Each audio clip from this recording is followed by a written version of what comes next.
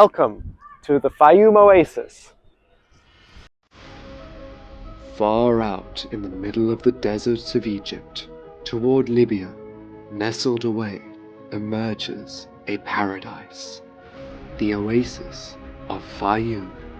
For thousands of years, this unique landscape has hosted farmers, potters, nomads, and pharaohs. A one-of-a-kind tradition that has continued up to this very day.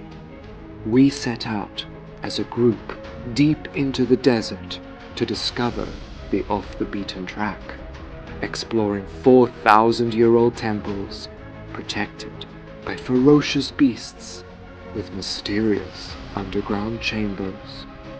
We see the burials of the men and women who lived in the oasis, where they exported wine across their known world. Visit the valley that was once ocean floor millions of years ago, and see an ancient way of life unchanged for millennia. We have the adventure of a lifetime in one of the most magical and beautiful places in all of Egypt. Come with to discover the wonders of Fayoum.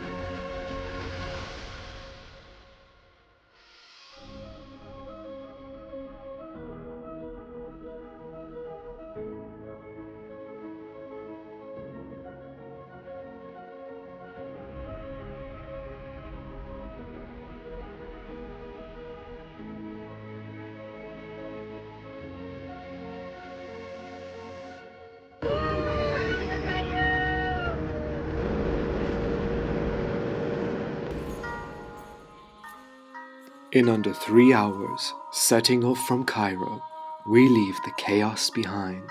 The desert begins to fade, and out of nowhere, the sea-like waters of Fayoum appear.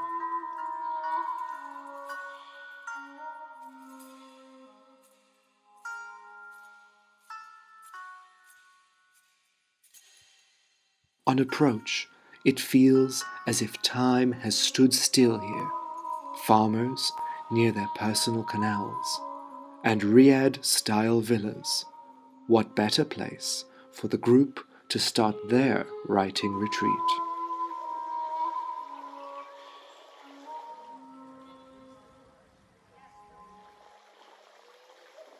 Our writer's retreat in the Oasis. This is a dream that I have had almost a year in the making. Osset and Kaoud and I sat at that table over there for almost an entire week and had coffee every morning and enjoyed the sound of the birds and really got into all our feels about being in this beautiful place. And I said, oh, this is just like a place I would love to bring writers here, because I just want to go and sit and write in all this beauty. And so here you are. What is the food of your life? What is the food of your life? And to simply write on it. Don't stop to try to be poetic or interesting. Just keep your hand moving and say whatever comes out. All right, so Normandy, I'm not very good at expressing my feelings. I don't really like to share until something's finished or perfect. So how do I just start writing? I mean... Okay, you put your pen on the paper. Okay. And a lot of times we get stuck because we don't know what to say. Like self-conscious. And yes, when you're self-conscious. So you can just write the word nothing, nothing, nothing until something comes out. Yeah. Or you could repeat a line like the food of my life, the food, the food of my life, and then something else will come out. Okay. Sometimes you can make it into a question, like, what is the food of my life? And sometimes that's easier to answer. Okay. Instead of making it a statement. Okay. Okay. Okay. And do we have to share? No, you do not have to share. Okay. You do not have to share. This is for you. Okay. I'll Right. try.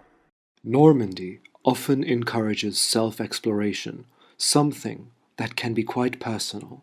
So, we won't be hearing what the group shares. Everything on this journey is destined, though unplanned. What you call my madness is the food of my life. The silvered mesh between the worlds doesn't really exist for me. I never go over. It is easy. I am already there. It is easy like parting a sheen of water, an animal floating in arcs of color. How familiar they are, these inner musics, these currents of desire. It is the other part that is difficult, the coming back, the not being able to tell.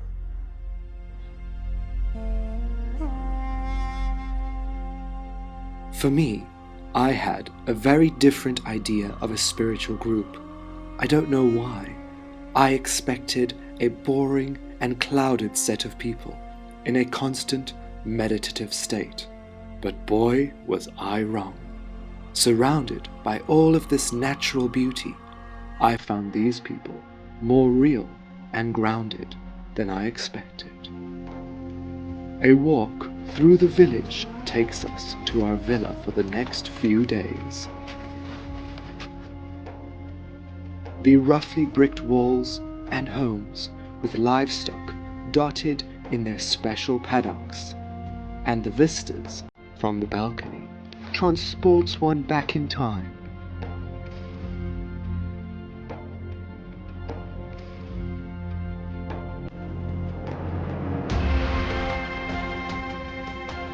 Almost all worries of the modern world evaporate away, like the red sun into the starry night.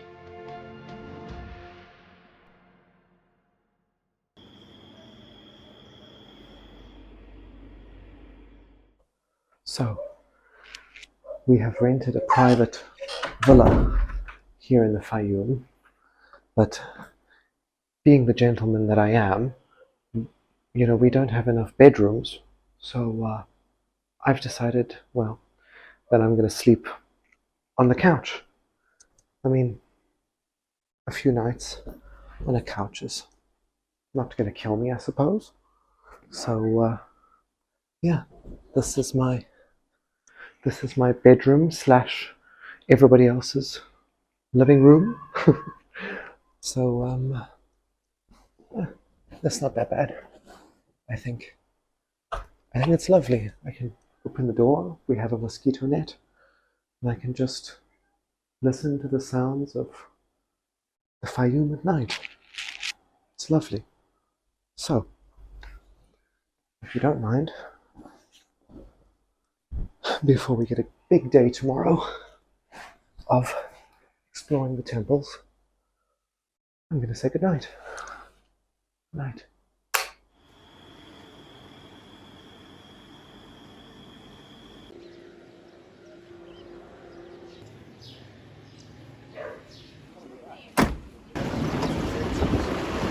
So today we are going to visit Madi city. We will spend like a couple of hours there, and we will finish visiting the place and come back and to spend the rest of the day on our private villa. There are several ancient Egyptian temples and settlements in Fayoum, some with very illustrious histories. Isolated, out in the desert, is the stunning Medinet Madi, meaning city of the past. Around Medinet Madi, around the temple here dedicated to Sobek and Renenutet, you'll see on the top of all of the sand dunes, it's like topped with, it looks like little black caps. But when you look closely, it's actually pottery shards. We have pottery shards like this, and this was brought here for thousands of years. People came here, brought offerings of wine and grain, and they left them here to appease the goddesses and the gods that were worshipped at the temple. So when we look at all of this, just think about the thousands of people that came here wanting to make a connection to the temple and leaving these maybe to make their life a little better.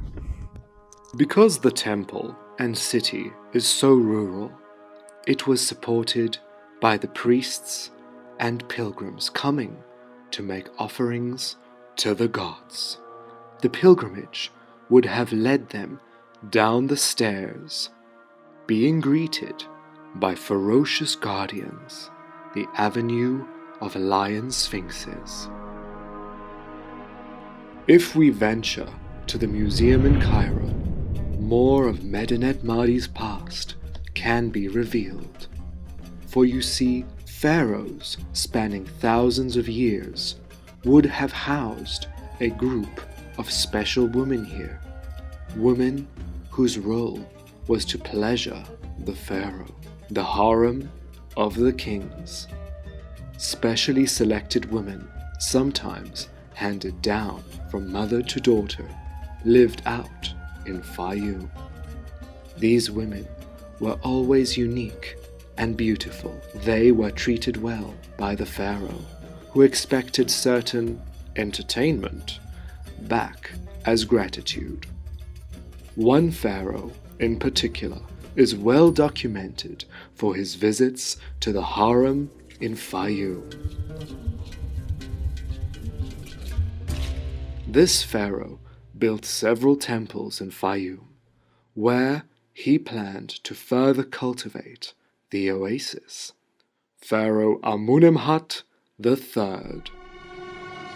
He placed several statues of himself at these sacred sites. He even built a pyramid in Fayoum, capped with an exquisite pyramidion made from meteoric stone.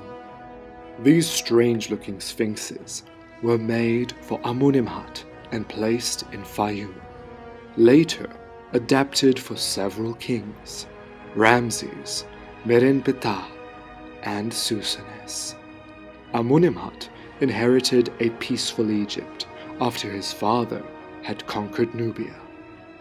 With a full beard, thick wig, and interesting features, this Fayoum statue of Amenemhat shows the pharaoh as a high priest. He developed the Fayoum more than any predecessor, creating large canals to nourish the outer oasis. Amenemhat's successor and son died very young, leaving Amenemhat's daughter, Sobek Neferu, to become a female pharaoh 350 years before the incomparable Hatshepsut. Strolling down the Sphinx Avenue is truly a journey through time, passing numerous lion sphinxes dating from 1800 BC to 200 AD, from Egyptian to Greek and Roman. Beyond the first set of lions, you enter a Ptolemaic period temple from 300 BC, with its many columns and a central altar dedicated to the goddess Isis. Once closed up by limestone bricks, however, this site was not for Isis. This temple is dedicated to Renunet, and she is a snake goddess. Most goddesses are snakes. In the hieroglyphs, Isis is drawn as a snake, Nephthys is drawn as a snake, Mut is drawn as a snake, and so is Renunet. And in their snake forms, they are protectors. Thus, we have so many lions as part of this brigade as we go through to the sanctuary of the temple. There's so many lions and serpents and crocodiles, and these are not boogie things. They are they're meant to be inspiring, protecting, building up one's energy.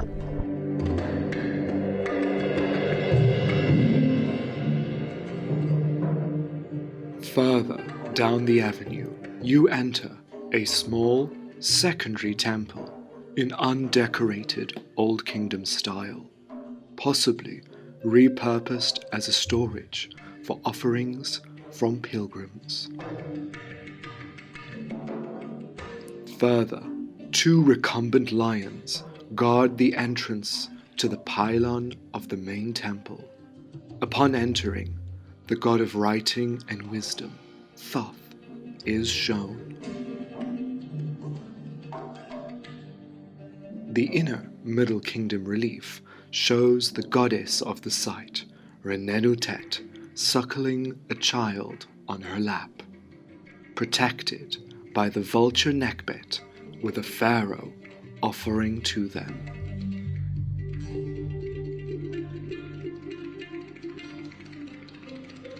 Before continuing, two statues of a queen wearing a Greek dress flank the entrance. She is Ptolemaic queen Arsinoe, who had a large following here after her death. Although one can spend hours exploring outside, refuge from the sun can be found inside the snake Renenutet and Sobek Crocodile Temple.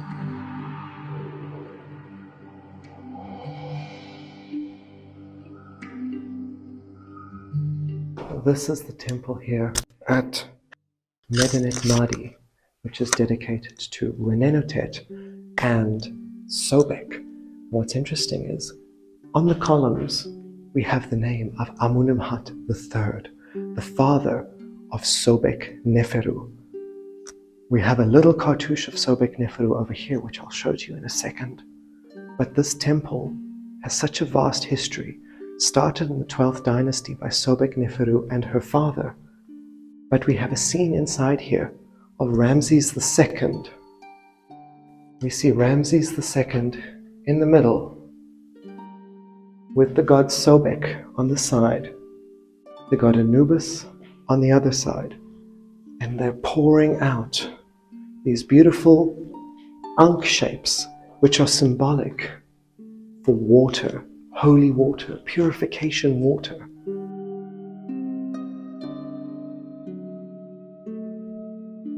But what's even more interesting is, drawn onto Ramses, we can see another pharaoh has been drawn in black charcoal, showing building a foundation stone, so extending this temple. This temple has such a huge history.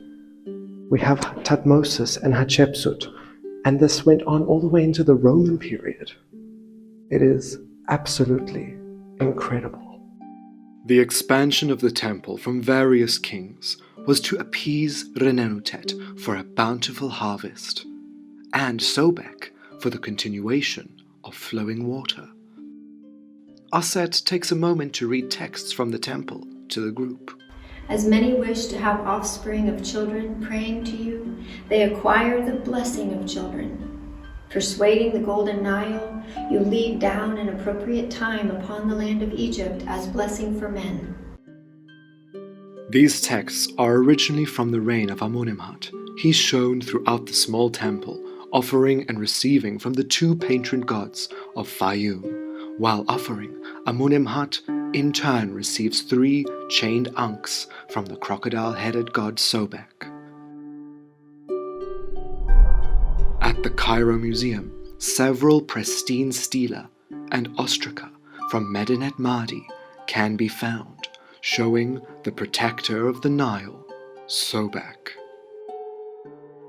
A Horus priest from Saqqara during the 19th dynasty, named Nakht, even made offerings to Renenutet. The slender, elegant goddess, with her cobra appearance, stands behind the patron god of Saqqara, Ptah, ensuring the land shall be fruitful. Back at Medinet Madi, carved into the papyrus-styled columns in one of her many forms, Renenutet welcomes the visitor as a full cobra. So here we see the goddess Renenutet. She's holding the Ankh, a symbol of life, and then she's got the serpent head. So sometimes you'll see a human body with a cow head, a ram head, a hawk head. This is her with her serpent head. Inside, her name appears very clearly, starting from above, from the mouth for R, the 2 water signs for N, the quail U, and 2 loaves of bread for the double T sound, Renenutet. The niche in the sanctuary once housed a triad statue of Amunimhat and his son, with Renenutet in the center. Many scenes in the sanctum show almost life-sized images of Amunimhat before Sobek and Renenutet. With his son behind, his son wears a cobra nemes, meaning he was co-regent at the time. 350 years later, female pharaoh Hatshepsut added her mark here in one of the niches, followed by her successor Thutmose III. However, before Hatshepsut, the daughter of Amunimhat became pharaoh and added her mark here in the temple of her namesake. Just around the corner, hidden away, badly damaged from rain and from sand, if I climb up here, we have the cartouche of the possible first ever female pharaoh, Sobek Neferu. We see the 3 Nefers and the Sobek symbol at the bottom. Sobek Neferu, the great female pharaoh that ruled on behalf of her younger brother. As a pharaoh, she was named a pharaoh. This is one of the only remnants that we have of this obscure queen. When we leave the temple and venture off, on the side streets along the Avenue of Sphinxes is where the juicy history lies. Clusters of mud brick houses that belonged to priests, farmers, and workmen line the avenue on either side. The closer you lived to the temple, the more important you were. And the most important had a sphinx protecting the stairs up to their homes. Because this area was inhabited for over 4,000 years, many different styles of houses and protective sphinxes are found. From human-headed lions with Roman attributes to winged griffins. Some Greek inscriptions here even mention Cleopatra sending taxes to the temple. This is thousands of years of real life, so well preserved, from pharaohs to Christians, all once called this place home. I'm often asked what it is about Egypt that I love so much. And when I'm there walking through the ancient temples, seeing the writing and murals on the walls, the magic of that time and place reaches across time and space and pulls me in. And it's this magic that I want to share with others so they can feel it. And it can help them to feel more connected to the magic that's possible in their life. I hope that they feel joy, that they feel protection, that they feel abundance, that they understand that their lives are being sculpted and changing. Of course, the serpent goddess is a goddess of change. Because she drops her skin and she grows a new one, and so we understand that that's what we're doing all the time. We're always changing, everything's different. And yet, the snake, as it drops its skin, becomes a bigger snake the next time around. So it grows by shedding. So that's one of the mysteries of abundance, is to give away of yourself to receive a greater self. A reason Renenutet was the protector of the harvest was that cobras eat rats that would destroy the grain and crops. Within the priests' homes, thousands of ostraca texts were discovered. Written in Greek and Demotic, they reveal daily life, personal horoscopes, school registers, and corruption. A Ptolemaic priest named Phatres wrote several letters exposing how the temple was misusing offerings and that the temple college was showing signs of cult-related misconduct. A smaller building, protected by ISIS, was where 2 large votive mummified crocodiles were stored, slotted into these shrines as a way to keep Sobek's power contained. Around them, young crocodiles were incubated and reared, with over 30 crocodile eggs found around this structure. Some texts even reveal that priests were selling inferior mummified crocodiles to pilgrims. I've been told that in here is a high official's home, and it's meant to be pretty spectacular. So, oh my God. Wow. The frescoes are just, oh my God. It's so beautiful. Roman period frescoes. The history here is just so vast. You can see here the high official's house, pretty much like you get in a Roman house, Pompeii, wherever else, marked by these huge ornate columns that were carved to show the status of the person.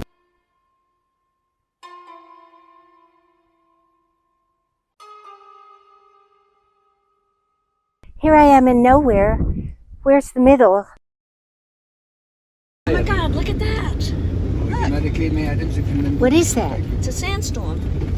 Oh, wow.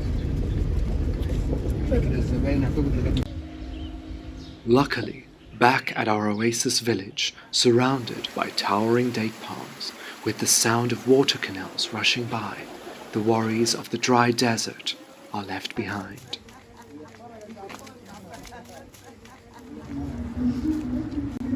We're doing something now. It's very dangerous.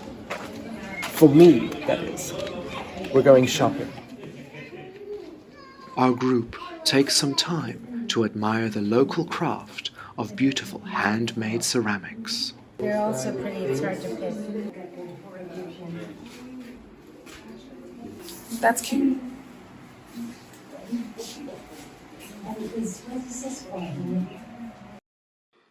The arrival of ceramics in Tunis Village has a very particular history. Although the ancient Egyptians were famous for pottery, a Swiss woman would arrive here and revitalize the craft of Tunis. She even has the main street named after her, Evelyn Porrent. She visited Fayoum in the 60s with her father. Later, in the 80s, she moved here, marrying famous Egyptian composer Sayed Hagab. Evelyn had a love unlike any other for Fayoum, starting a pottery school in Tunis to teach the people how to make a living from pottery, named the Patar Association.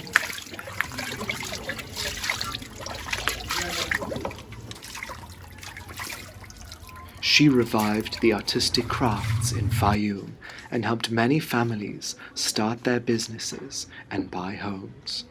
As we passed by a former student of Evelyn, he invited us to show us his workshop at the back of his family home.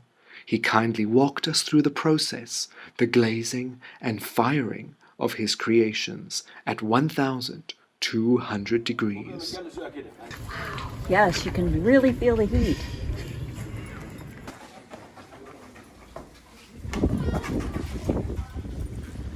The Fayoum Oasis has a way of life unchanged for thousands of years.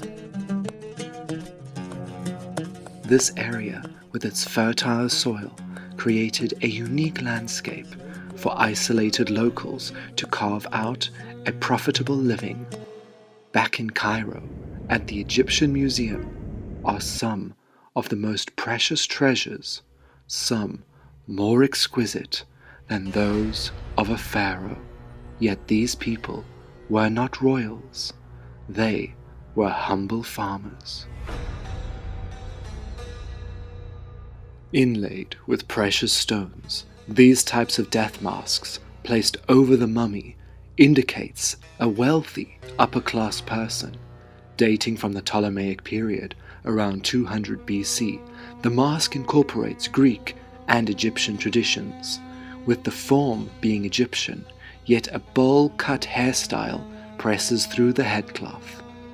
These golden masks were certainly of the owner of a large farm or vineyard, who were self-made wealthy exporters.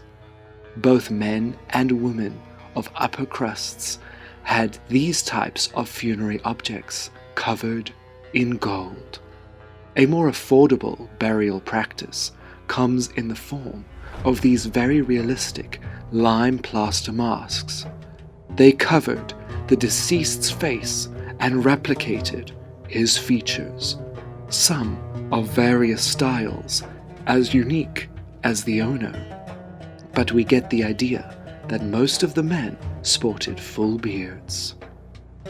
Although Fayoum was inhabited by many Greeks and later Romans, the religion and culture of the Egyptians was unchanged, rather influencing the newcomers.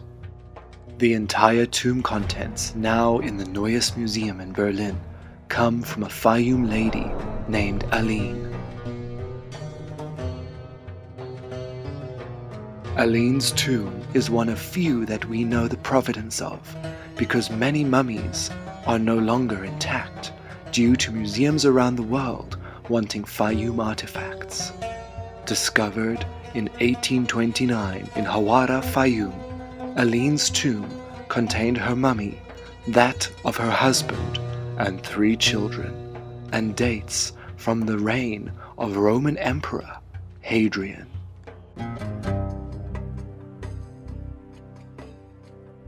Back in Cairo, a Fayoum portrait controversially known as the Two Brothers shows a different form of burial practice. A round wooden panel was split in 2 halves, showing the 2 men who were buried together. But why the split in a death mask? And why paint them together on one piece intended for separate masks? The brothers' burial helped solve the mystery of the Fayoum mummy portraits. Not all funerary objects were made just to enjoy in the next life, not just to accompany the deceased. This faceless mummy once contained a mummy portrait. Although beautifully wrapped, some, like this wealthy woman, had her mummy gilded entirely in gold, with inlaid precious gemstones, and slotted in was her lifelike mummy portrait. The 2 Fayoum brothers' portraits confirmed that these artworks were made during life and hung up in the home, similar to family portraits we put up today, then taken off the wall once you died to accompany your body.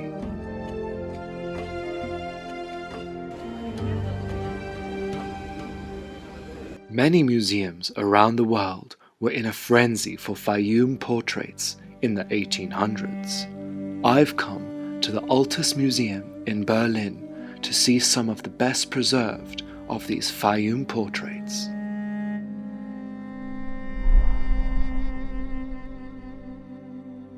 These treasures from the Oasis allow us to see the most lifelike depictions of the ancient people of Egypt.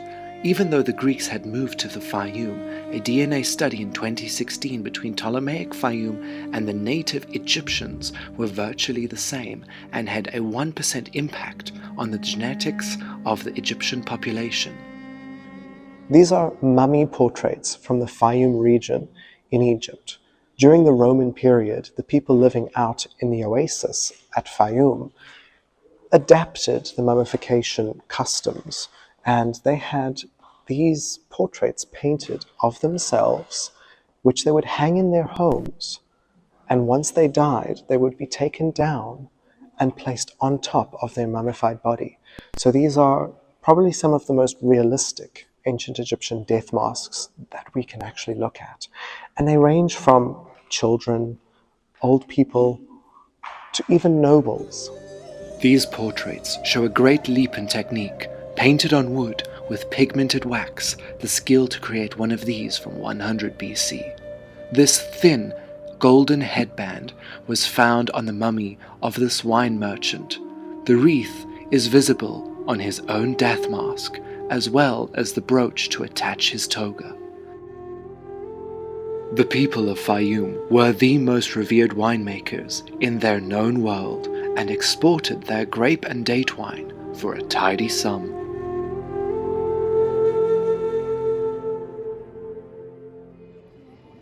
Take a glass. Whoa. I love it that they're almost all different. They're all different. So, That's even better. What? choose a glass, choose a glass. It says everything about your personality. Because we're all different. The main thing that exported from Fayoum was wine. We used to do date wine and red wine. So I just thought it would be nice to just remember those people who lived around 2,300 years ago in this region that we're in now. Nothing much has changed. So to remember the winemakers of Fayoum, let's have a little bit of red Egyptian wine and have a little toast to them. What do you think? Absolutely. Yes. Okay. And may they join us. Yes, they'll be here. The spirits of those that... They're watching us. So we'll just have a little... Just a little toast to... Just don't waste it. Okay. Just ahead, to, wait, you go know, we ahead, just go got to ahead. remember these There you go, Egyptians. thank There we you. go. Normandy. Thank you. Okay. Elaine. Ashley. Jasmine. And Curtis. Last but not least. To the Fayoum winemakers from the past. Winemakers from the past. Cheers, and to all of you. And to all of us. In the eyes, in the eyes. In Cheers. the eyes, in the eyes. Cheers. Let's do it in the eyes. In the eyes. Cheers. Cheers. Cheers. Cheers. Did I get you? I don't know. Cheers. Okay. Cheers, everyone. Cheers, everyone. Wow, that's gonna keep. Okay.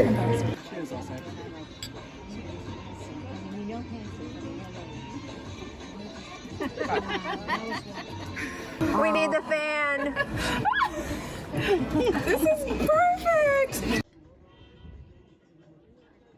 What I want us to do is to take a line from Hafiz that runs in your head when you hear this, and then just keep riffing on it for yourself. A bow rises each night and shoots your soul into God. Behold the beautiful one from the vantage point of love. He is conducting the affairs of the whole universe.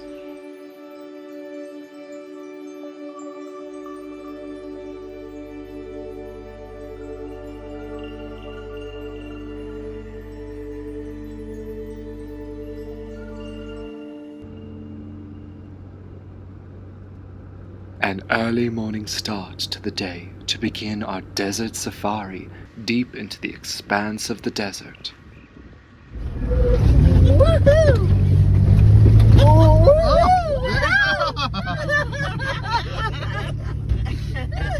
There goes the chair.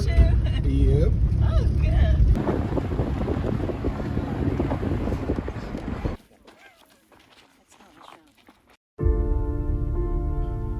The freezing morning air preserves the spirits of the ancients.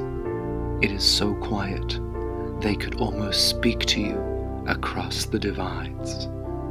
Just before the light breaks through the frozen horizon, we take a moment to connect to this mystical place.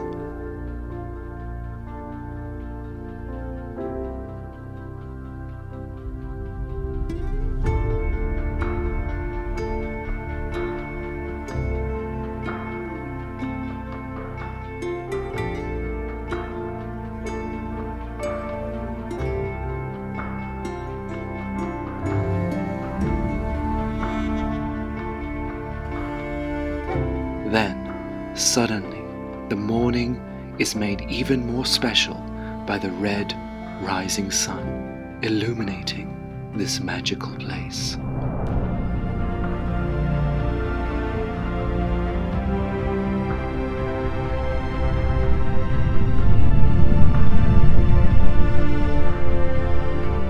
We are the only people out here for miles, at the edge of a cliff, looking over the glistening lake. Is one of the most peaceful moments you could ever experience.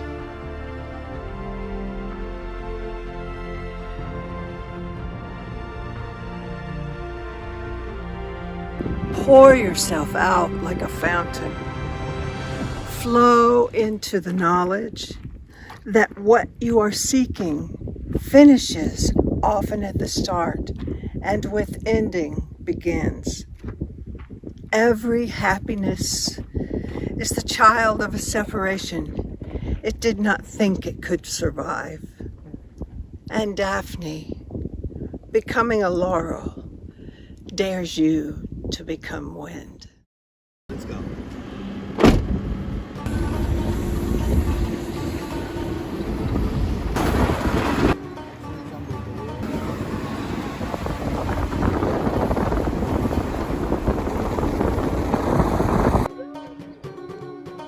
We arrive at the site that is well known for ancient Coptic Christians coming to visit, believed to have healing properties in the water, now simply known as the Magic Lake.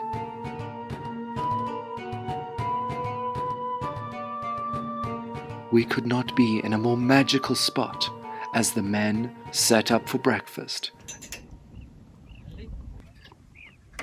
And it appears our jackal friend from Sunrise has followed us up here. And this is the other yellow. We call it rumi. It is really tasty. You will like it. Time for a traditional Egyptian-style breakfast. This is fatir. Yeah. It's the best stuff in Egypt. Okay. And so it's this dough, they bake it, they put lots of butter in between and layers. You can see all the layers. Yeah. You tear it apart and you eat it with molasses mixed with tahini. So here's just straight Okay, I'm molasses. gonna go for the molasses. Okay. I think I use fatir just so that I can eat more molasses and tahini. It's so good, right?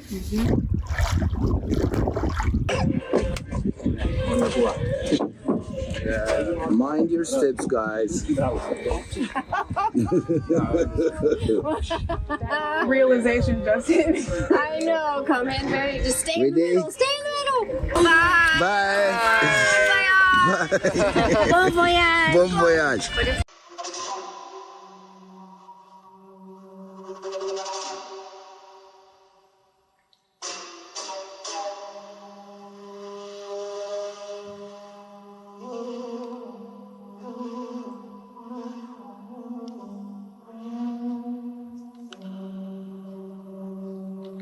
Ooh, look how emerald green the water is, Beautiful. isn't it? Yeah.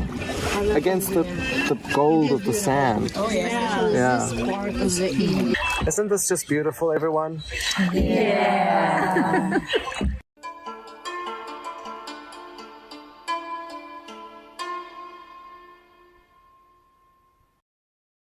But enough relaxing. It's time to hit the road. Or actually, hit the sand dunes.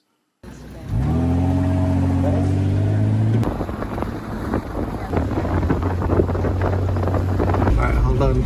We ready? But to what?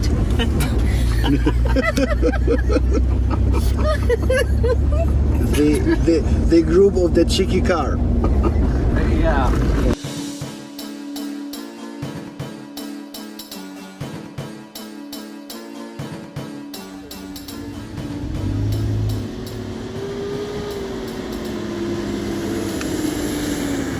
Some bumps coming up here. Oh, goody.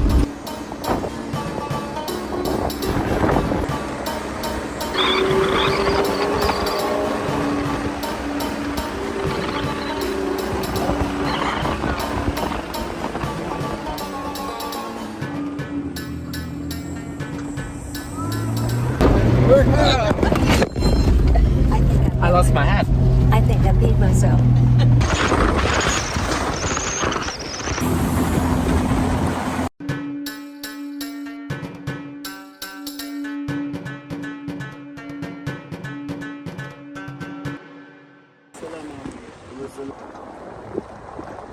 After that thrilling adventure, we reach our next stop, Wadi al-Hitan, the Valley of the Whales. This site is the most important in the world for examples of millions of years of natural development. Once totally under the sea, many fossils of now extinct species were discovered, including the oldest examples of whales, some such as the Zeglodonts, a land-going whale that was forced to adapt to the water due to climate change 55 million years ago. Even giant leopards and crocodile fossils showing that crocs have not changed in all this time. Because it was under the sea, the currents have formed beautiful landscapes. We're in the Valley of the Whales, and I've been told we're going to go and see some of the oldest fossils that have ever been found here in Egypt. 55 million years or something like that of whales. I just can't wait. It's going to be incredible. This area is still home to many mammals, like jackals, Dorca gazelles, monkeys, and even leopards have been reported. Yet the main attractions are the giant in situ fossils.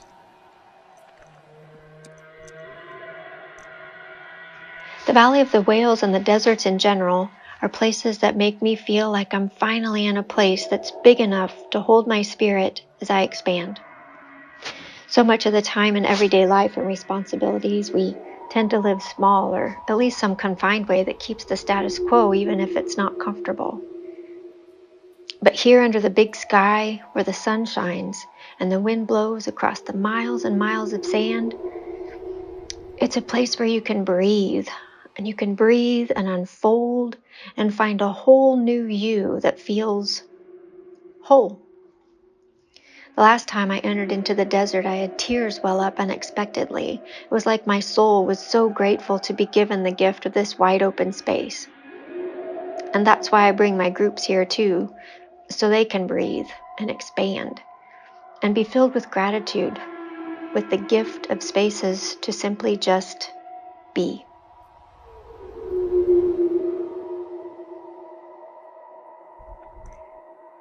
This place is so huge. Look how big this whale is. It's one of my favorite places on Earth.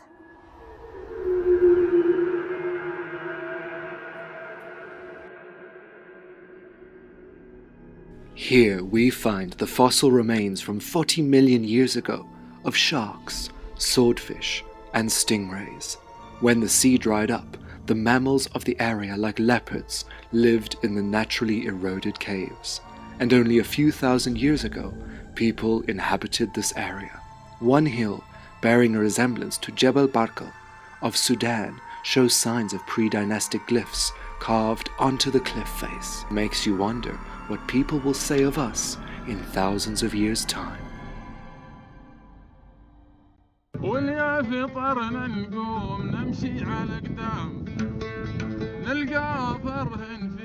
Our final ancient Egyptian site in the Oasis, located just 5 kilometers out of Tunis Village. It is known as the Palace of Qarun. A temple built in the 12th dynasty by Amunimhat and continued by his daughter, the female pharaoh from the 12th dynasty, Sobek Neferu. Almost nothing remains of this 12th dynasty temple. The new temple was built over the foundations of the old temple in 300 BC, and only one god is depicted here. Here at this temple of Sobek, Sobek is a crocodile god known in the Fayoum area. He was a god of war and protection for the pharaoh, and he was mentioned as early as the pyramid text, which we find in the 5th dynasty pyramids of Unas out at Saqqara. So he then later became part of the coffin texts as well, and later the Book of the Dead. The temple may seem small from outside, but inside it is enormous and hides many nooks and crannies. Each massive doorway is topped with 32 rearing stone cobras above a winged sun disk. Passing through the entrance hall, the beige walls are contrasted with the soot-blackened ceilings, damaged in more modern times when families lived in here.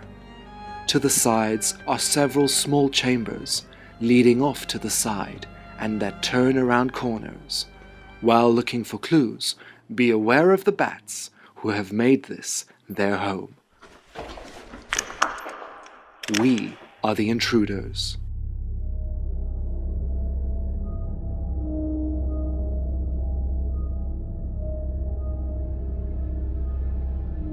Exploring down the labyrinth of hallways, we can see that these walls were once decorated. The limestone has been chipped at repeatedly by ancient Christian visitors to erase the sacred texts.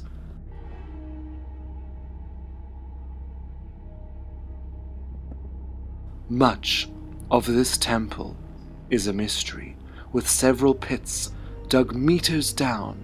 What was their purpose? Water lines lead us to suspect that they were pools that probably contained crocodiles, connecting Sobek, the energy of the crocodile, to this place. As one crosses over the walkway, intact, you transport your imagination back to the priests coming here to the inner sanctum. A bridge over a 2-floor-deep pit crosses over to the 3 niches that contain 3 statues of Sobek. Crossing the pit bridge is unique and connected you with meeting Sobek, who lurked in the waters under your feet. The unlucky chosen priest was tasked with going down to give offerings to the temple crocodile.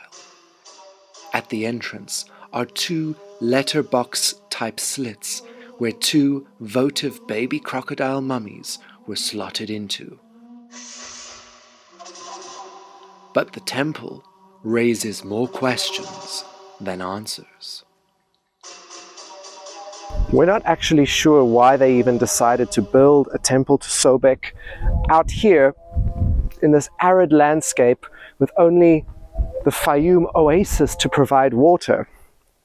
Was it to bring healing and protection to this area, yet this area is not a water area?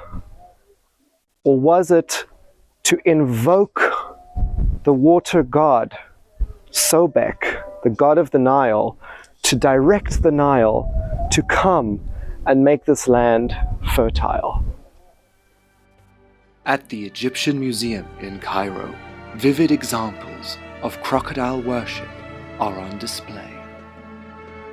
Known as the Crocodile Papyrus, this scene from the Book of the Dead shows a priestess bowing down before a crocodile in the river. Ironic, since the sweet smell of papyrus repels crocodiles. The Greeks called this area Crocodiliopolis, the place of the crocodiles. The priests that worshipped crocodiles in Fayoum at one time faced uproar from locals. In the late period around 50 BC, the priests had raised their power once again and increased their taxes. It was here at Qasr Qarun that some of this drama played out.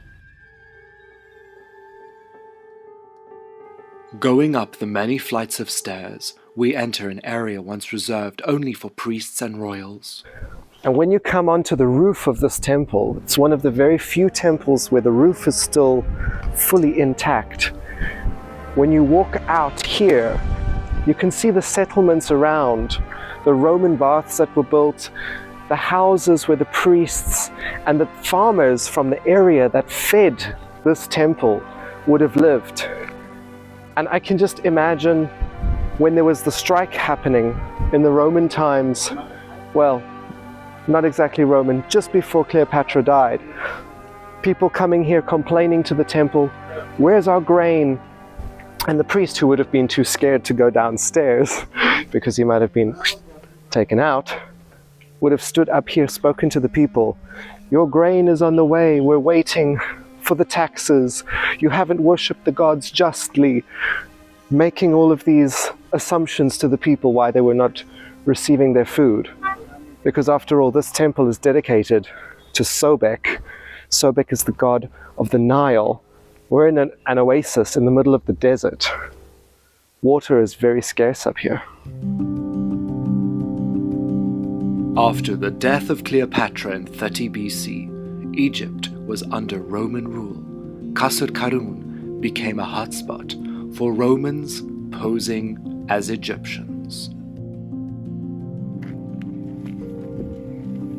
From this vantage point of the temple roof, we can see the layout foundations for many Roman settlements. Many Roman-style houses were built between the Egyptian ones. The Romans renamed this town Dionysius, after the Greco-Roman god of wine. Since much of the wine from ancient Egypt came from right here, the vast Roman town saw many new innovations, including Roman baths. Much of Dionysius still lays untouched beneath the sand.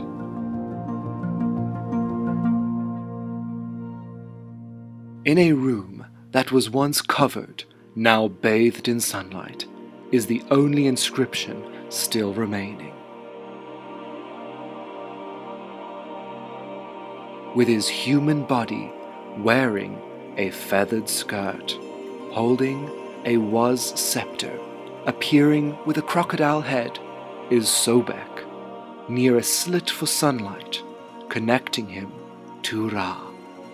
Next to him is an image of what would appear to be a Ptolemaic pharaoh.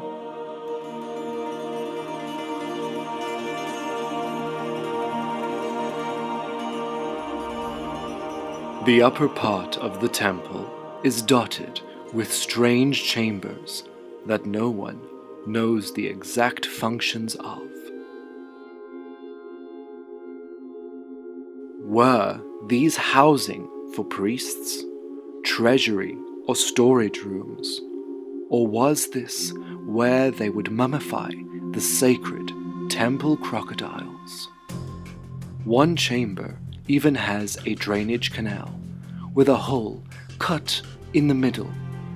Were the priests bathed here, or baby crocodiles raised here? All we know is that water could come through the gutter into the chamber and down to the mysterious caverns below.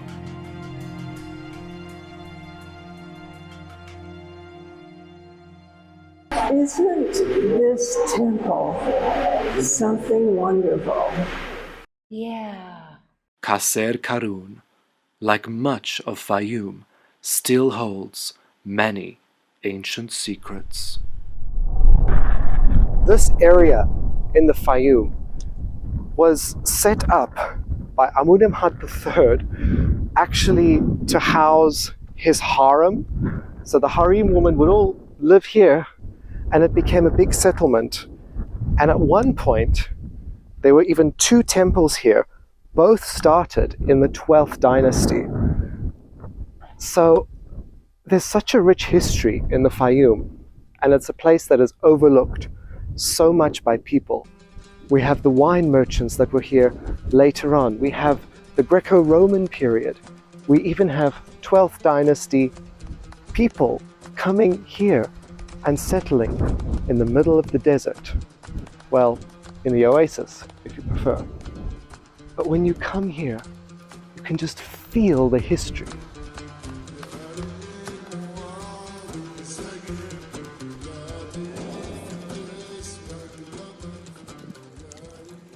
Welcome to Siwa. Siwa, a mystical Egyptian land filled with beauty and history. An oasis where water literally gives life to the desert surrounding it. This spectacular land is filled with the memories of the past and the present. Here you can discover the stories of those long forgotten to time.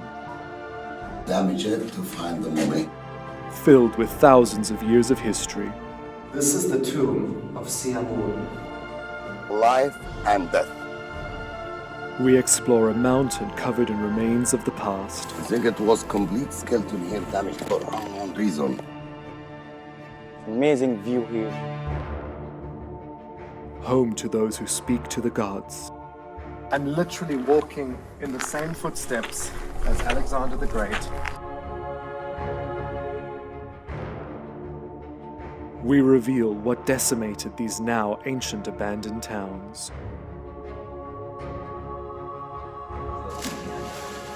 We see the ghost towns where banished locals fled to. Piles and piles of salt crystals. Come with me to see what makes Siwa so special.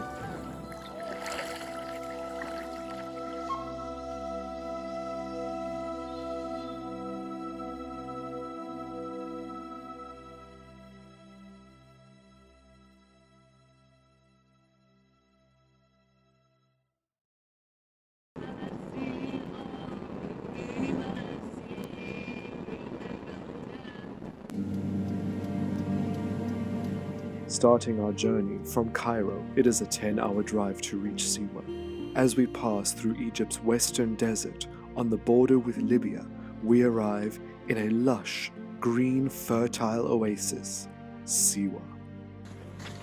So we have just arrived in Siwa after a 10-hour drive at our hotel, which is, it's really beautiful. I mean, it's very traditional. So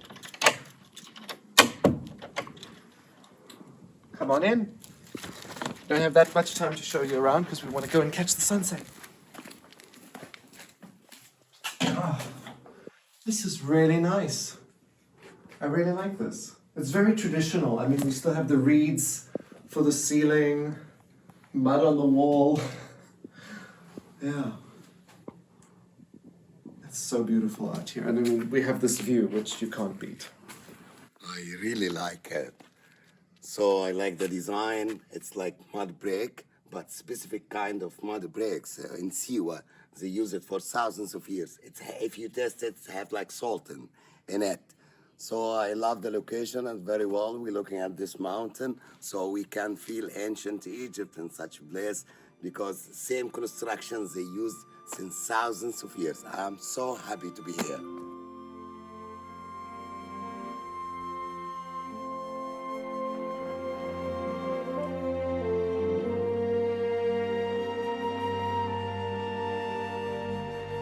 Siwa is probably one of the most peaceful places in Egypt. It is completely isolated, so there is a real sense of a unique culture happening all around us.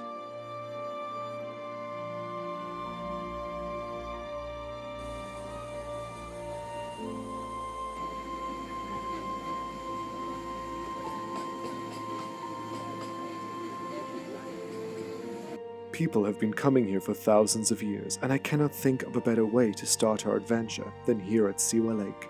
Cheers, Lemmy. Cheers, Habibi. Cheers.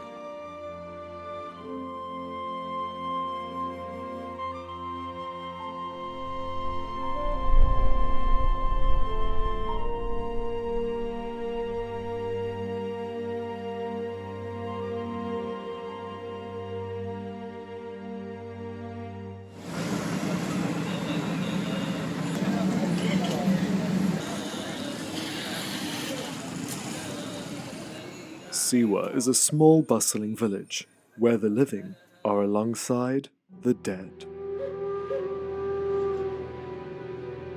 This is quite literally a mountain of the dead, overlooked by the mountain of the living.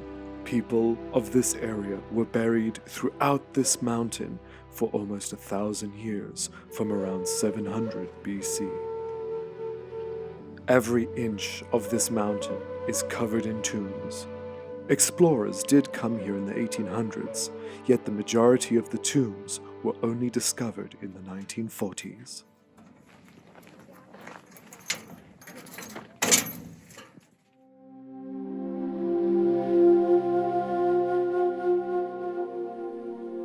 We do not know the owner of this tomb that was discovered in October 1940 by Ahmed Fakhri. So this is the tomb of the crocodile, Wadi? Yes, Okay. because we have like a picture of crocodile here, so they named that the crocodile too. Oh wow. Yeah. There he crocodile. is. Yeah. That's why there's no any name for the owner of this tomb. That's Yeah. why they named the crocodile too. It's a very strange little tomb. Very strange. Yeah. And here, I think the tomb robbers, they found like a wall here. Oh, so yes. they damaged it to find the mummy. Yeah, you can see where they knocked it down Yeah. to go through to the mummy. And something very weird here as well. We see Tahut or Hermes or Jahuti in front of Osiris. Also a different color Yes. for Thoth. Yes. Different color. In the black. Yeah. Yeah. But the decoration is beautiful, but the style is, it's not Greek, it's not Roman, it's not Egyptian. It's Siwan. Siwan, yes. Siwan style. The desert art in Western desert in Egypt and the West is quite different than the art in the valley and the delta. Yeah. Even via No Kingdom also. Completely. There are all the cartouches, Lami. Yeah. Empty. All the cartouches are empty. So that's quite interesting that they didn't fill in which pharaoh they lived under. He was like one of the nobles who lived in this area. Yeah. They had like nomarchs, like in Aswan, control the area. Like, what's the name of this guy we visited his tomb last time? Sarimput. Yeah, Sarimput. Sarimput, Similar. yeah. So even 1,000 years later, they have the same idea. Same idea, same concept, same everything. Yeah. So, the ancient Egyptian civilization, the only one who extend for all of these years, 3,200 BC up to 330 BC. Although this tomb is crudely decorated, it is beautiful, with images of the goddess Isis and Hathor lining the entrance. This tomb dates to around 30 BC from the late Ptolemaic period and the early Roman period. Lavish burials were only for those who could afford them, so this person was clearly of a high status. I don't know if she's Isis. There is no hieroglyphs or nothing in text, nothing on her head. But I think it is still a religious scene and or goddess, because we are in tombs, so it's very logical. The reality of this mountain reveals itself to us outside. I just walked past and I saw there's all these bones coming out, and this is a person's jaw. Yeah? Yeah. I mean, you can see the teeth, the actual jawbone. It's amazing. And there's just pieces of bone, like there's a hip Yeah, here. and leg. Yeah, look, there's a leg coming right out of the ground. I think it was complete skeleton here damaged for unknown reason. Yeah, completely. And because this would not be from that impossible. tomb. No. This is from other people just coming and burying their dead in the mountain with just covering Yes. with rocks. To get a blessing or get the holy mountain, be to be in connected. holy mountain, to Yeah. be connected. Yeah. So even if you are close to a tomb, that's good enough. So the symbols in the tomb will still help you even if you're buried close to it. Yes, and it's happened like in late period when they have nothing to do, they not have this ability to carve the tomb, but Yeah. the belief and thought still alive. So as you mentioned, I like this idea Yeah. to keep the connection.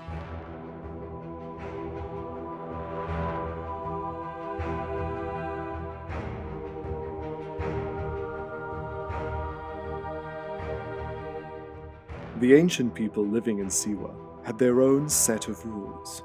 They were so far away from the ruling pharaoh that it gave them a sort of liberty to do what they liked. Yet secretly encoded in this tomb are hints to how this man saw himself as equal to the pharaoh. This is the oldest known tomb in Siwa from the 26th dynasty around 700 BC. It belonged to a man named Patot. He was a high priest and a prophet of Osiris, the god of the next life who was worshipped here long before Amun. He is accompanied by the goddess of love, Hathor. And she's actually got the head of a cow, which is a unique image to see her. In a tomb. Female body, cow face. Cow head, yeah. Or usually always using a human figure. Yeah. In majority of tombs, not all. And also, yes, you see this? you can see he's a farmer, yeah, there he is. And he's holding the cows. We see this scene repeated many times. Where? Like Medinet Habu, Yeah. Luxor Temple, we see Amenhotep III leading the bulls. But this man is not a pharaoh. He's not celebrating a Opet festival. No. It's Ayaro. Yeah. I think it represents Ayaro. He became back to be a good farmer in Ayaro. Exactly. Do you know why they hold the cows like that in the farm? In the farm? Yeah. Make sure they don't run. No. They throw the seeds on the ground, so I get the cows, when the cow they put the seeds deeper. That's very clever, so they don't have to use the machine like we use. Yeah. We can see Pathor. Yeah. Pathor. Here he is. You can see he's holding up a scepter, and he's offering these boxes up to the gods.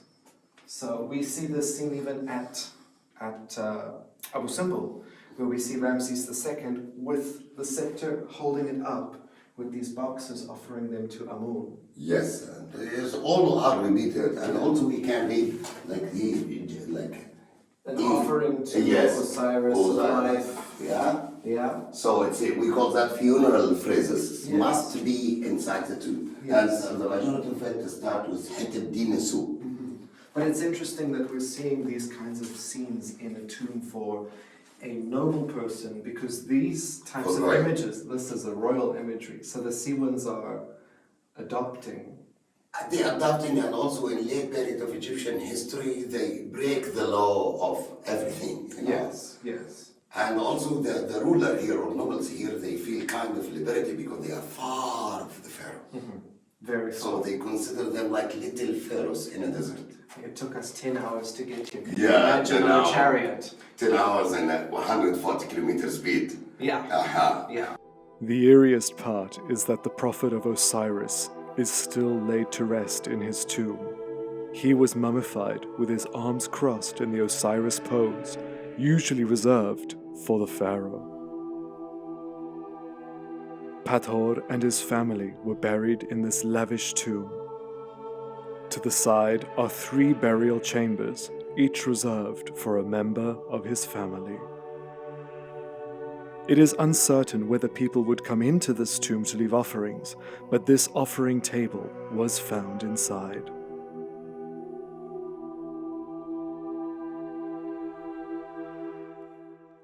The Mountain of the Dead contains hundreds, if not thousands, of burials. Only 4 are decorated.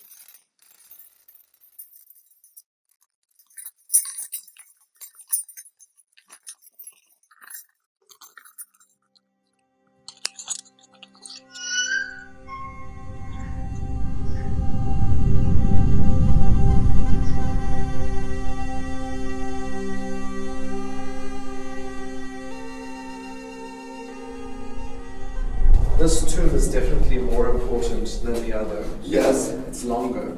And also accurate, more accurate. Yeah. In the holes and walls, and also the passage, and the kind of... The decoration is incredible. I mean, the cobras are...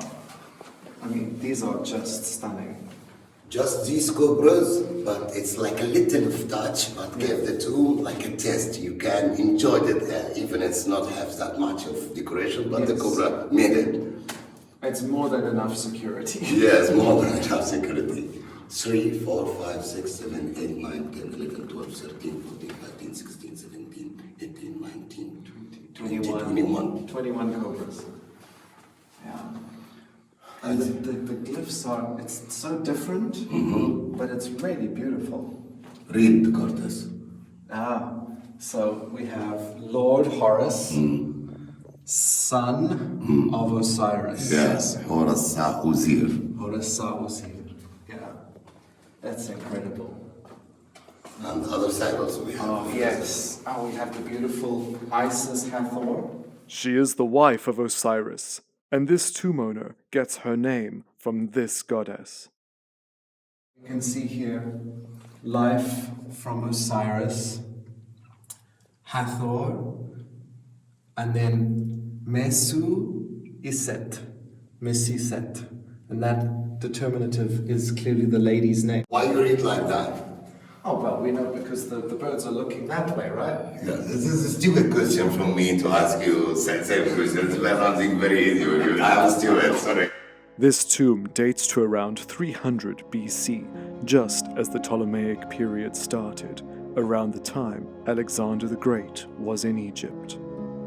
Underneath the cobras and the winged sun disk, Mesiset was laid to rest on this platform in her tomb. We know next to nothing about her, but her tomb tells us the ancient name of Siwa, Tha'at. Many groups of people inhabit Siwa, from native Egyptian to Libyan, Nubian, and Bedouin. The overseer of the mountain is from the Berber group of people, named Amazigh, with his distinct blue eyes.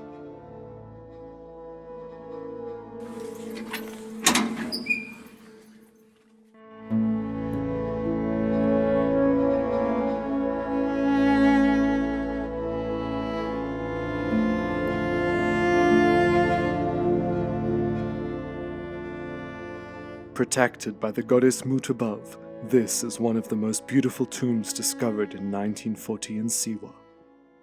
This is the tomb of Siamun, and you can see he's quite a different looking man. He has this short haircut, a little bit wavy on the hair, and he has a full beard.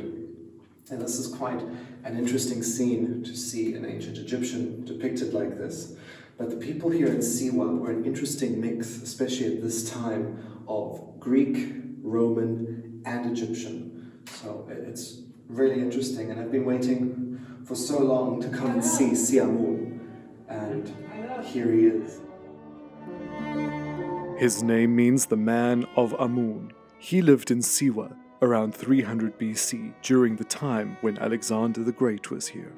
Siamun's father was a Greek merchant from Cyrene. His mother was an Egyptian. He clearly embraced his Greek and Egyptian heritage by depicting many of the gods of Egypt in his tomb while showing himself as a Greek man. Among the many gods shown in his tomb is this strange-looking male lion-headed god. This is Mahes, a minor god with a niche following. The sister of Isis, Nephthys, protecting Horus. Anubis, the leader of the dead, is seen reviving the mummy of Siamun, who is laid out on a bed headed with male lions. Before them, Isis is kneeling while mourning for the dead. Isis was the wife of Osiris, the god of the next life. In tombs, Osiris is usually depicted as the pharaoh of that time, yet the cartouches in the tomb are empty. We do not know who he is. This is a very, very unique tomb. Yes. I mean, we have Mahes over here depicted in an extremely Yes, strange way. extremely strange, different than the city one, the temples. Yeah, it's very different symbolism in this tomb. Very different. Because the art, as we mentioned before, get less during the Greek-Roman period and change it in culture and everything. Adjusted, adapted.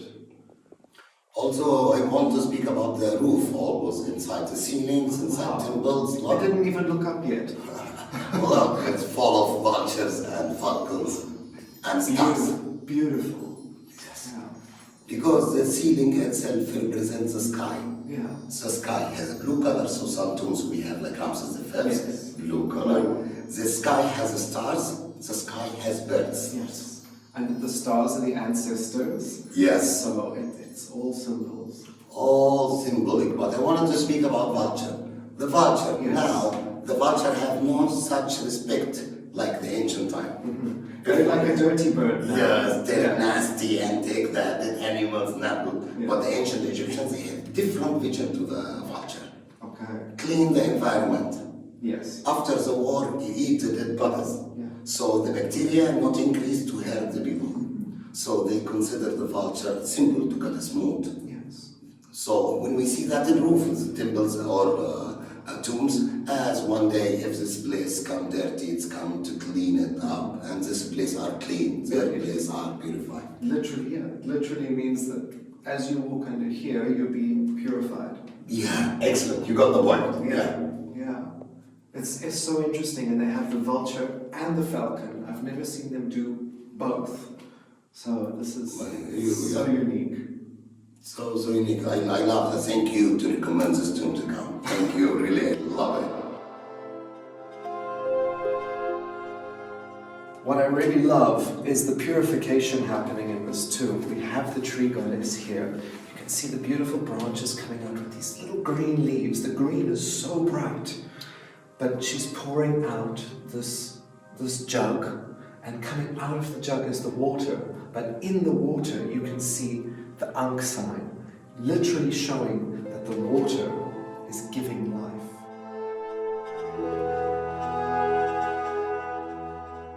But as always, with life there must be death, and one creature embodies this perfectly. Emem or emmet in English, it's a creature in afterlife, like hyena's body, and some people say hippopotamus body, and crocodile head, like mythological creature.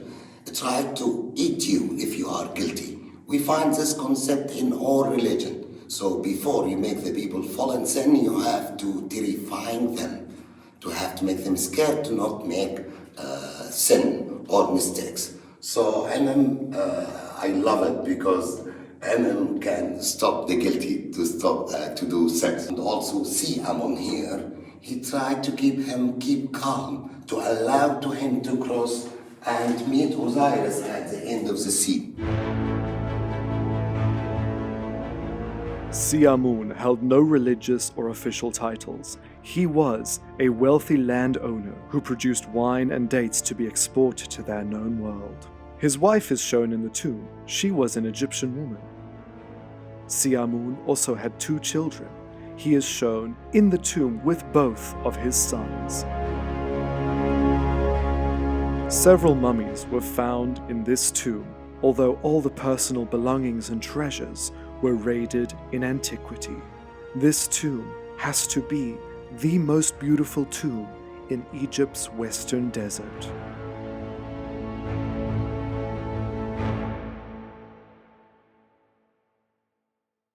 The tombs in the Mountain of the Dead range from ancient Pharaonic to Greek Ptolemaic and even Roman. It turns out that our driver, Mahmoud, has a deep interest in Siwan history and tradition. Lami, tombs here in everywhere. Yes, because it is the mountain of the dead. The Siwan people, they found this area or this mountain seemed like a pyramid. So they believe in pyramid, same as Luxor. If you go to Luxor in King's Valley, you find the mountain seem like a pyramid and the tombs inside it. Yeah. Same idea. They never ever let what they believe until the last day of their civilization. Look, in everywhere. Yeah, everywhere.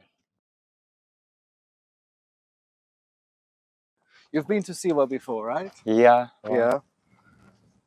An amazing area. Yeah. A lot of information today. Absolutely. Well, I'm just happy that you wanted to come along and see the tombs with us. Yeah. Get from you and Lami a lot of information today. Yeah. I'm very happy because, yeah, I hope that you'll bring some more people out here soon. Yeah. Yeah. It will be. Oh, it's amazing, Mahmoud. Yeah, amazing view here.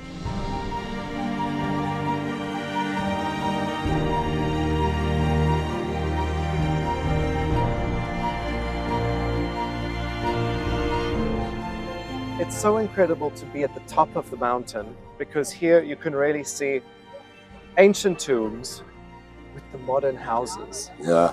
It's something really, really strange to see.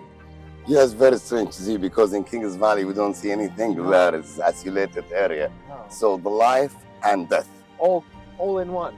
All in one. Yeah. And also the palm tree scenes, it gave like a touch of magic to the location. Yeah. You can imagine in ancient time you're buried in such a place and you look at the scene from the afterlife. You can definitely feel the magic here. Yes. Our next adventure lies on the opposite side of the Mountain of the Dead.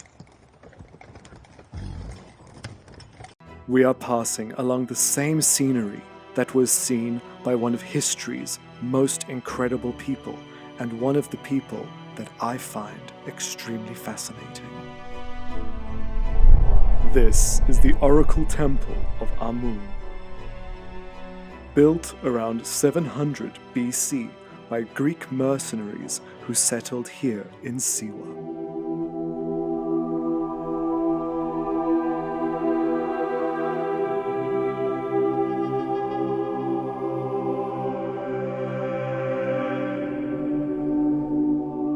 This site was home to the high priest of the Egyptian god Amun.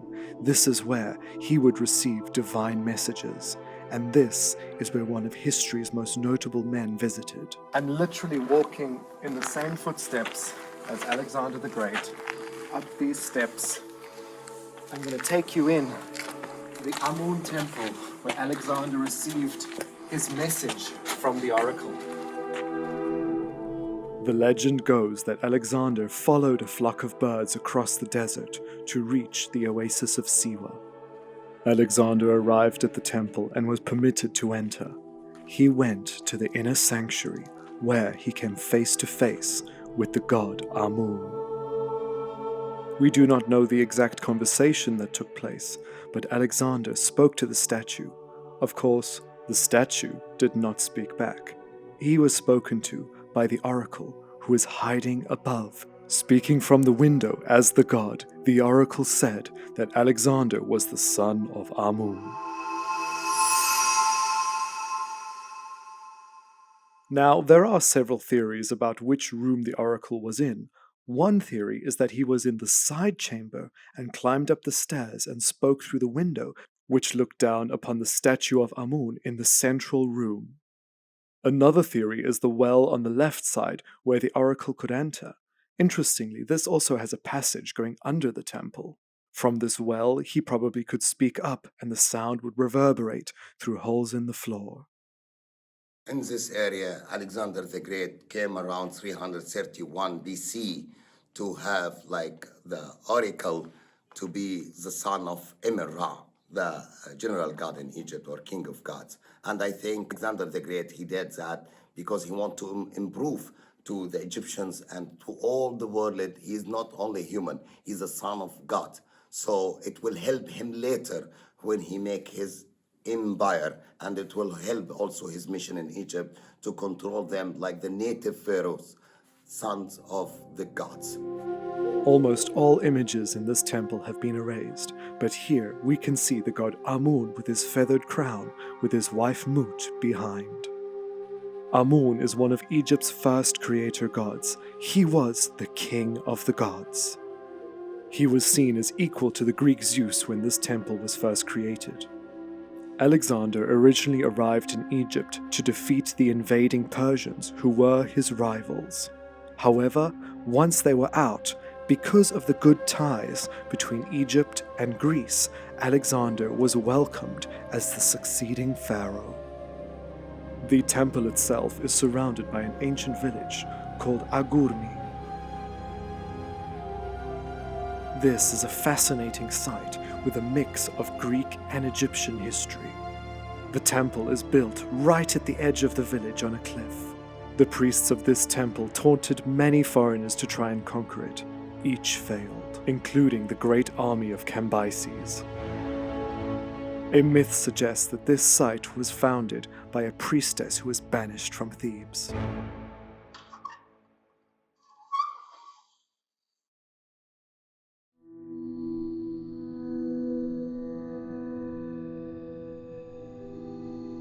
Converted from a large ancient home around 800 years ago and reconstructed, this is a mosque known as the Mosque of Agurmi.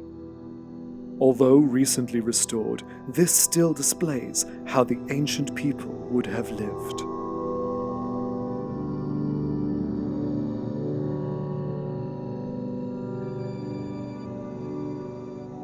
Imagine every day waking up and looking at the then still intact Temple of Amun.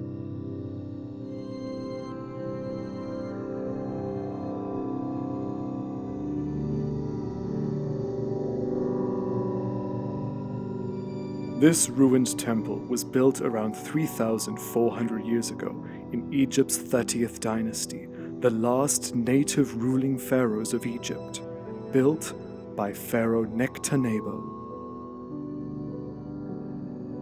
Dedicated to Amun and his wife Mut, this temple was linked to the Oracle Temple by a causeway.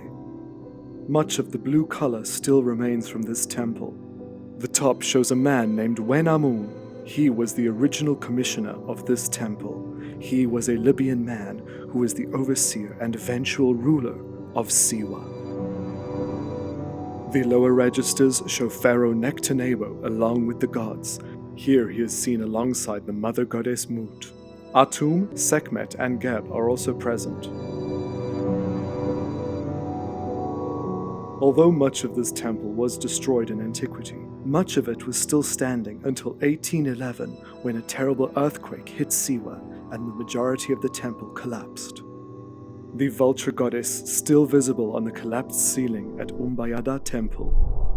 This ruin in the shadow of the Oracle Temple reveals much of the religious politics of Siwa.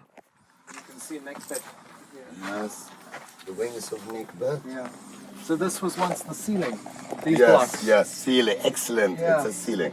There's a sheriff, like a policeman in charge in all of this area.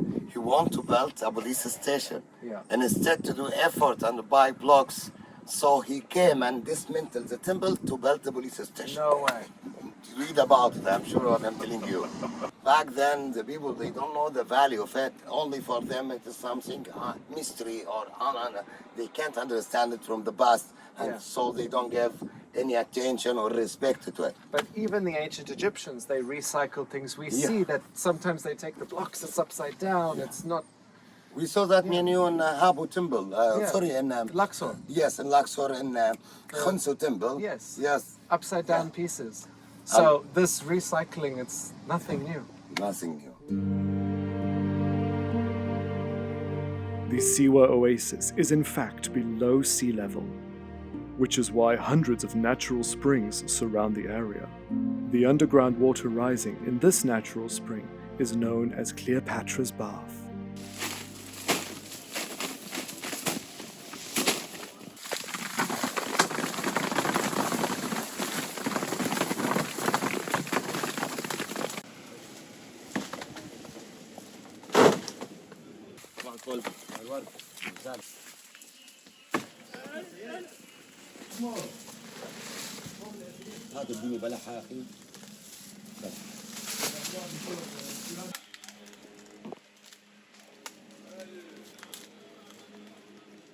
Straight from the tree. Yes. In antiquity, Siwa was known as the place of palm trees. For millennia, these palms provided the only way that people could eke out a living in this harsh terrain. The current living population and the ancient population of Siwa have much in common in their way of surviving. Siwa's main export now is dates, as too was in ancient times, yet they made date wine. Water rights cause many arguments here. Each spring is owned by a community leader and then is shared between several landowners.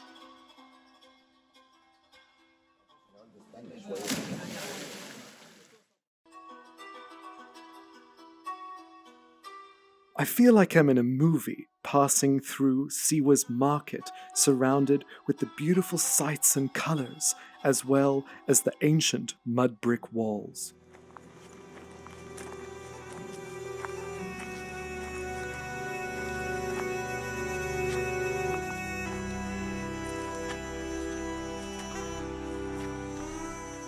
Shali, the abandoned terraced town in the center of Siwa. Wow. Wow. Oh.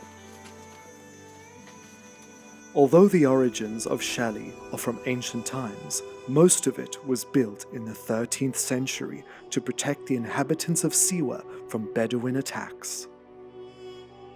Shali's construction method is called kershif, which is palm trees held together by mud brick composed of sand and salt. Walking through this abandoned town is the closest you could feel to the ancient Egyptian past.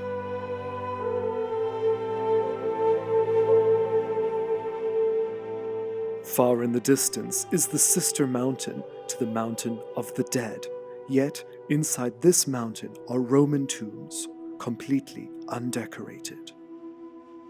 Shali was primarily abandoned in 1926 after a 3-day-long rainstorm soaked and destroyed the buildings.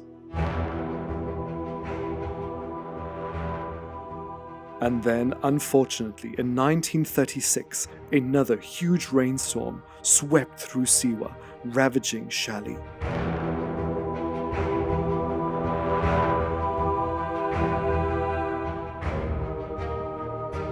The locals then completely abandoned Shali. They reluctantly then had to accept modern living and buildings made out of concrete and brick.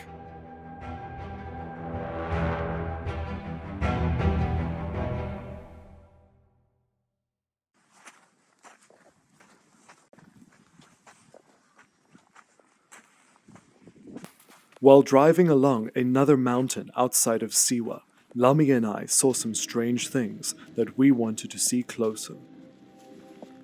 From far, it's hard to tell, but between the salt-soaked mountain are stone structures.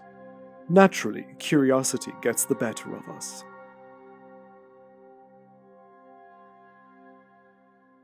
You can see like large number of fossils in everywhere, and we found this something very weird. Seems like it was like a crocodile, or it was like turtle since millions of years, because all of the western desert in Egypt, it was like an ocean. So we found in Fayoum like a big area has fossils for big fish and sharks and all this stuff. So I think this area also was a part of western desert, and so you can find many fossils here.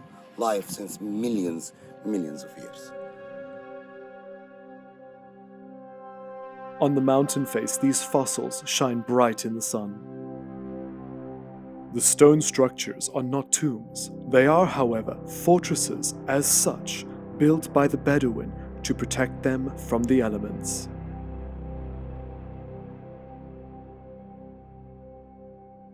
Siwa is a quiet little place, but when the sun sets, the town comes to life.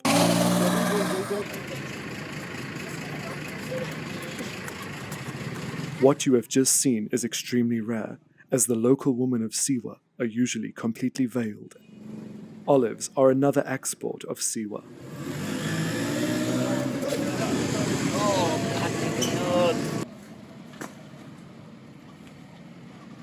This area is also well known for its handmade crafts. In recent years, an enrichment program has been started for the women of Siwa to help them sell and create their craft. There is something so authentic about this place.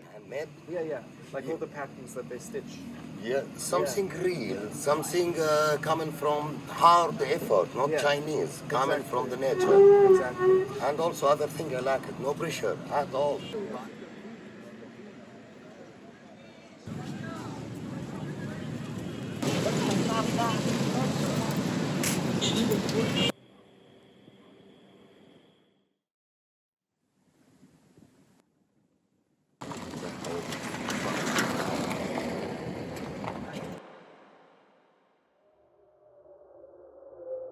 At the edge of the town of Siwa is this abandoned village.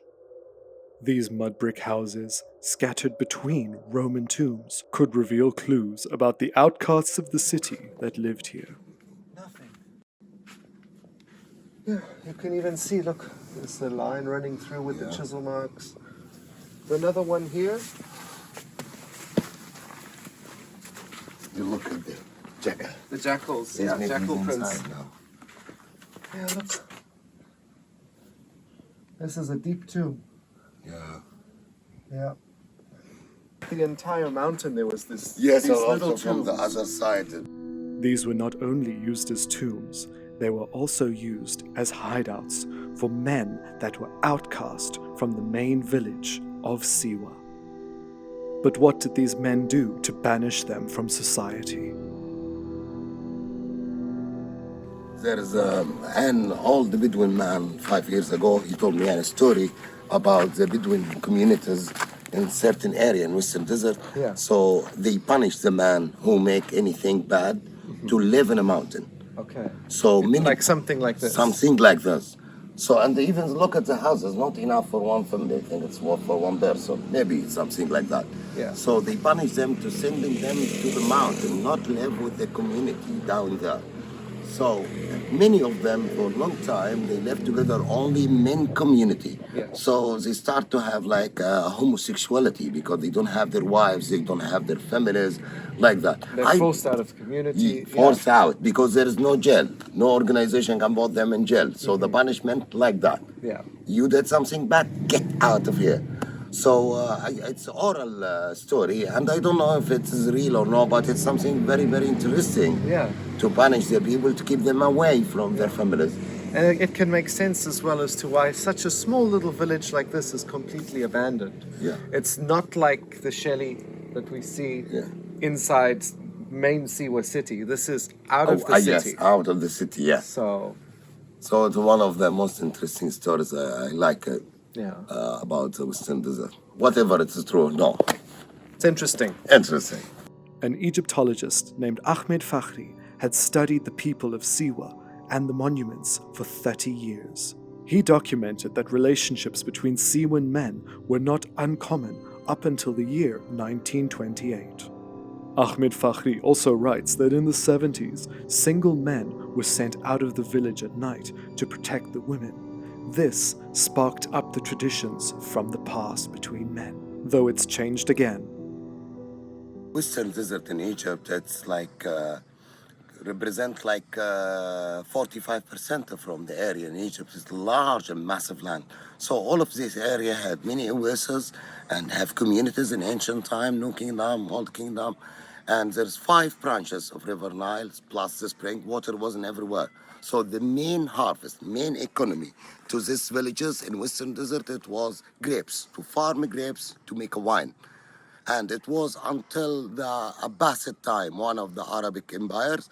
So they said no anymore to farm grapes for wine. That's why it's became abandoned, because the people have no else of harvest they can do. So palm tree everywhere here. That's why it's became abandoned. The main reason to make the Western Desert abandoned, despite it has many temples and many everything. It's many large number of people they were here. Walking through these ancient abandoned villages, with tombs dotted between them, it is filled with the ghosts of the past.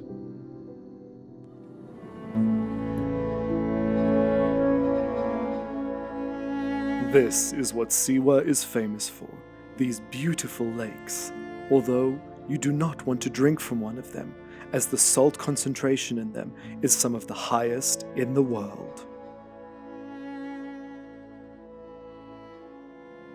This extreme landscape was formed millennia ago, when this was once ocean floor, leading to the high concentration of salt. Of course, salt is big business, and we get our word salary from Vlad the Impaler, who used to pay his men in salt. Salt has been a prized commodity for thousands of years all around the world. So you can see all of this.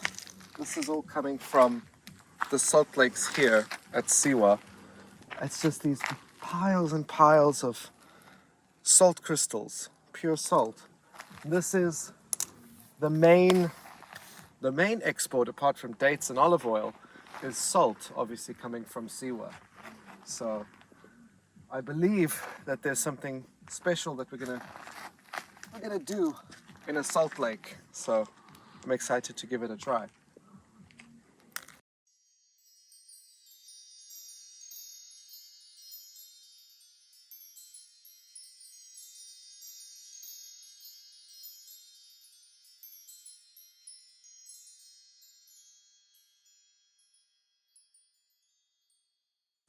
So this is one of the salt lakes here at Siwa, and I'm told that we can float, so it's like the Dead Sea, but I believe it's better than the Dead Sea.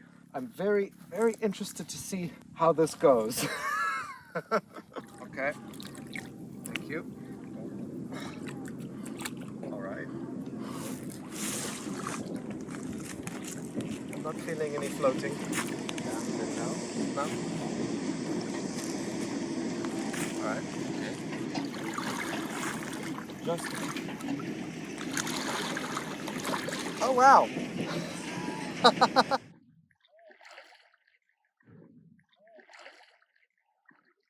That's amazing. Yeah.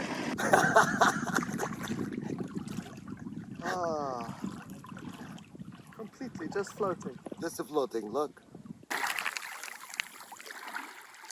يا نسمة أنا بتنسمك يا صورة حلوة برسمك.